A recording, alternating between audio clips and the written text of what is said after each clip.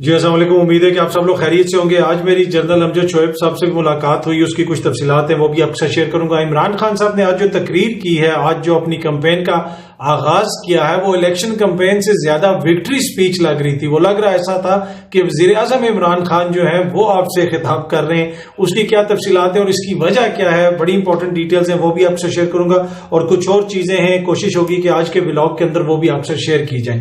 اچھا، جنرل امجد شعیب صاحب، آپ کو پتا ہے کہ ان کے اوپر ایک مقدمہ درج کیا گیا، پھر گرفتار کیا گیا، بعد میں ان کو وہ مقدمہ بھی ختم ہو گیا، ان کی رہائی بھی ہو گئی۔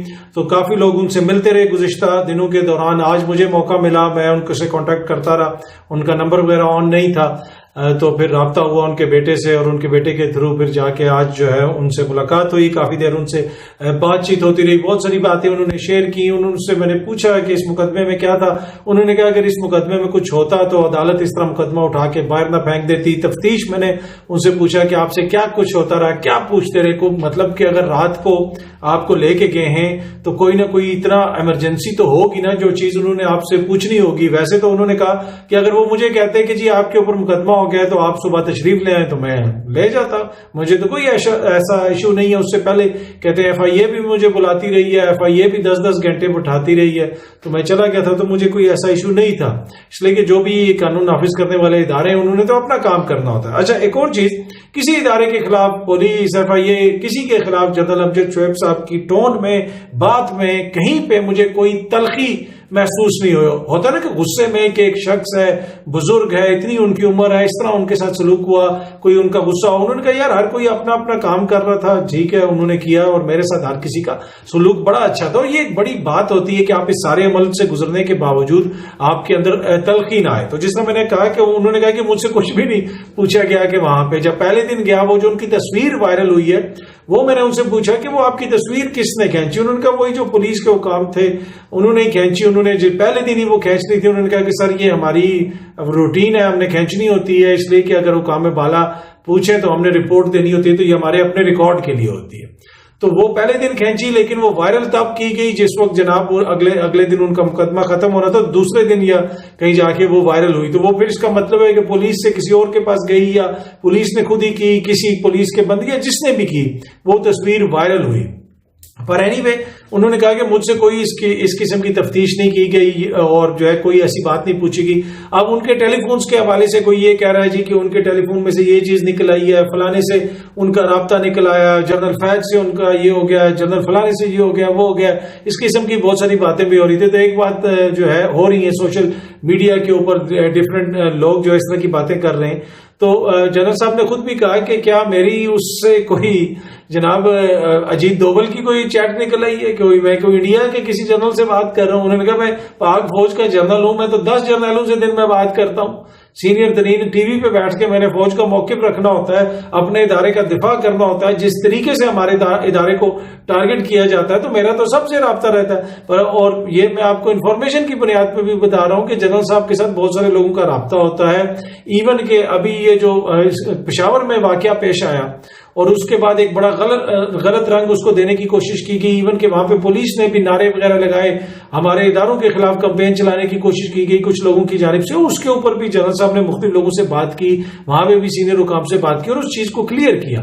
تو اینڈ آف دا ڈے میں خود یہ ہمیشہ یہ کہتا ہوتا ہوں کہ ہمارے ادارے ہیں، اگر آپ اداروں کو کمزور کریں گے تو آپ پاکستان کو کمزور کریں گے۔ اور جنرل صاحب نے بھی آج دوبارہ یہی بات مجھ سے کہی کہ یار کہ یہ ہمارے ادارے ہیں، چاہے پولیس ہو، ایف آئی ہو، ہماری فوج ہو، ہاں ان کی کسی چیز کے اوپر آپ تنقید کر سکتے ہیں، لیکن جن لوگوں کی یہ خواہش ہے کہ آپ ڈنڈے اٹھا کے ان کے پیچھے چڑھ دوڑیں اور ان کو ختم کر دیں اور ان کے خلاف کمپین چلانا شروع کر دیں، یہ قدم پاکستان کے حق میں نہیں ہے۔ پر اینی وے ان سے بہت ساری باتیں ہوئی، کچھ باتیں آف دی ریکارڈ بھی ہوئی، انہوں نے بہت کچھ بتایا۔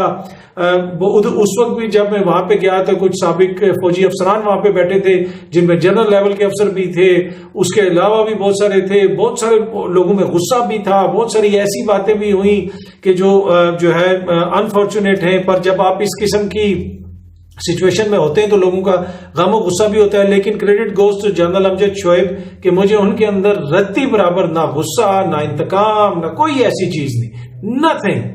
بڑے پیار محبت سے ملے، اچھی انہوں نے باتیں کی، سمجھایا اور کہا کہ نہیں یہ سب کچھ کوئی ایسا مسئلہ نہیں اور یہ اور وہ۔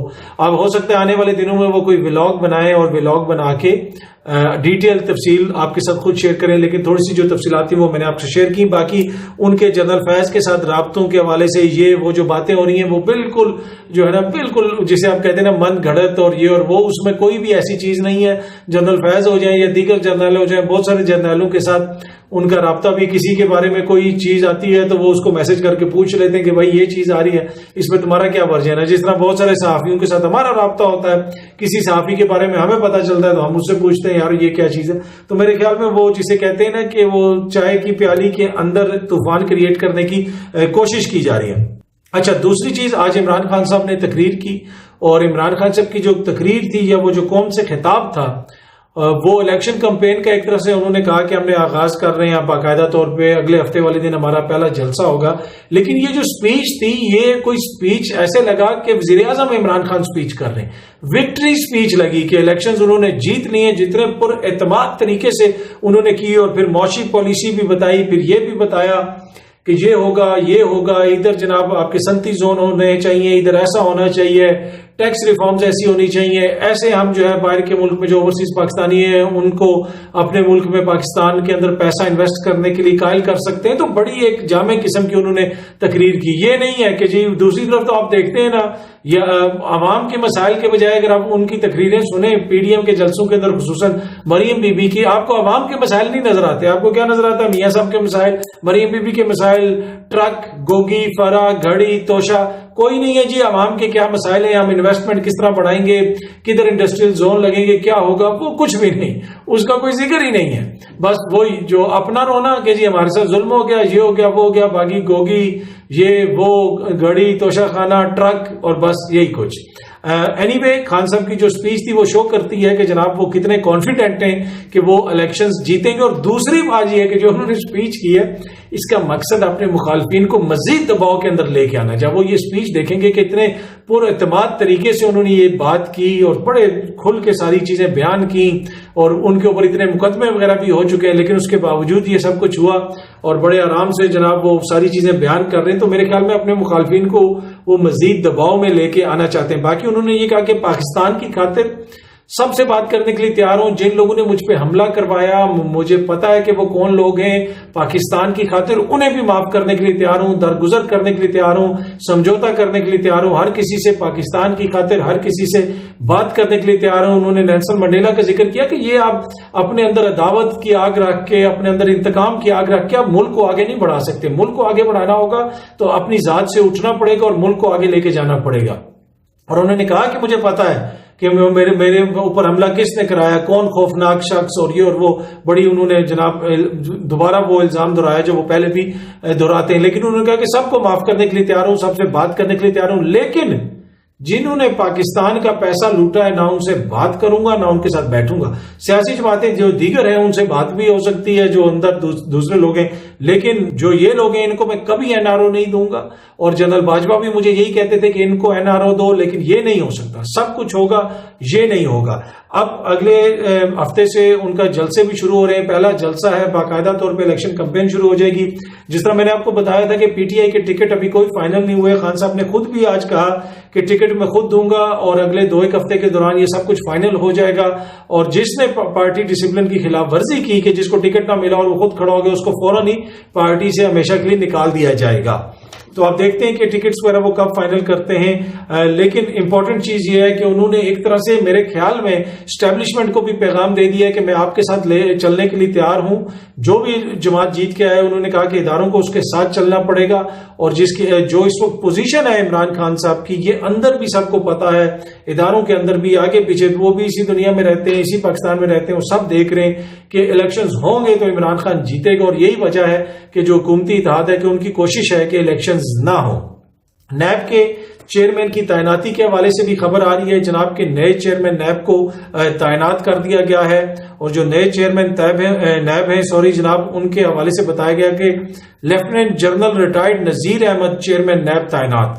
اب چیئرمین نیب کو کس طرح تعینات کر لیا گیا؟ اس وقت تو پی ٹی آئی کے لوگ واپس جا رہے ہیں، ان کی تعداد زیادہ ہے، پر جو قومی اسمبلی کے اسپیکر ہیں وہ ان کو آنے نہیں دے رہے. اب آپ کو سمجھ آئی کہ وہ کیوں ان کو نہیں آنے دے رہے. یہ میں خبر آپ کو پڑھ کے سناتا ہوں. Ministry of law and justice the retired general's name for the position was finalized after detailed deliberations. मतलब detailed discussions हुई between the leader of the house and the opposition leader. जनाब जो राजा रियाज साहब और जो है leader of the house Shahbaz शरीफ साहब के दरमियान मुशावरत से ये लगाया गया।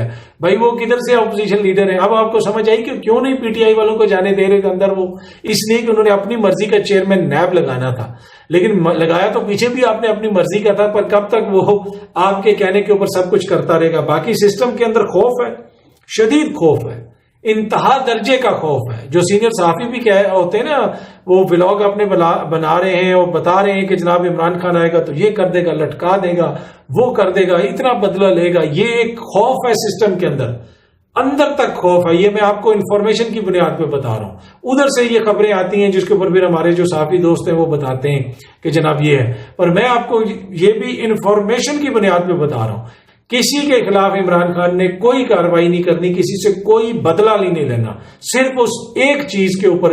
ये प्राइवेट भी, ऑफ द रिकॉर्ड भी, ऑन द रिकॉर्ड भी, बहुत सारी हमारी उनसे मीटिंग्स हुई, बातचीत हुई सहाफियों की। वो हमेशा ये कहते हैं और उन्होंने कितनी दफा ये कहा कि हमने किसी से कोई बदला नहीं लेना, किसी के खिलाफ कोई पर्चा नहीं करना। हाँ, जिन्होंने मुल्क की दौलत लूटी है उससे बात नहीं होगी। जिनके ऊपर मुझे शक है कि उन्होंने मुझे गोलियां मरवाई हैं, उनके साथ भी बैठूंगा, काम भी करूंगा, मुल्क के लिए कोई मसला नहीं है। लेकिन जिन्होंने मुल्क की दौलत लूटी है उनके साथ हम कोई बात नहीं करेंगे। इस बात के ऊपर वो अभी भी कायम है और मेरा नहीं ख्याल कि अपने इस मौकिफ से वो हटेंगे। अब ये उनका मौकिफ गलत है, डिबेटेबल है, इसके ऊपर आप जो मर्जी कहें वो कह सकते हैं, लेकिन वो अपने इस मौकिफ से पीछे हटने के लिए तैयार नहीं है कि ये जो चंद खानदान है जो उनकी नजर में जिन्होंने पाकिस्तान की दौलत लूटी है उनके साथ नहीं बैठूंगा, बाकी सबके साथ बैठने के लिए तैयार हूं पाकिस्तान की खातिर। और उन्होंने वाज़ेह तौर पर पैगाम दे दिया है आज कि जब मैं आऊंगा और इलेक्शंस होंगे तो हमने ही आना है और हम मिल के आगे चलना चाहते हैं और पाकिस्तान की खातिर चलना चाहते हैं। उम्मीद है कि ये वीडियो आपको पसंद आई होगी। बहुत जल्दी आपसे फिर मुलाकात होगी। बहुत बहुत शुक्रिया। Thank you so much.